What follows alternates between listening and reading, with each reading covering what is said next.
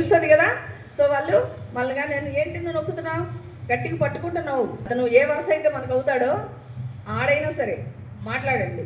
మీరు నన్ను నొక్కుతున్నారు అంటే ఆటోమేటిక్గా వాడు భయపడతాడా? రెండోసారి నీ జోలికి వస్తాడా? రాడు కదా. ఇంకా ఎక్కువ వేషాలు వేశారనుకోండి, గట్టిగా అరవండి, మాట్లాడండి. ఎవ్వరు కూడా సైలెంట్గా భయపడి ఉండొద్దు. భయపడాల్సిన అవసరం ఏమి లేదు. ఓకేనా? మీరు అరిస్తే పక్కింటికి ఖచ్చితంగా వినిపిస్తుంది.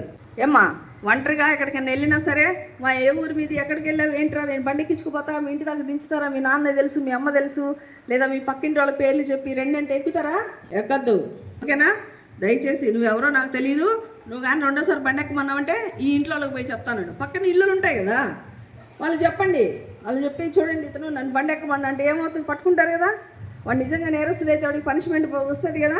భయపడి మాకండి, కేసులు పెడతారు, అది చేస్తారు.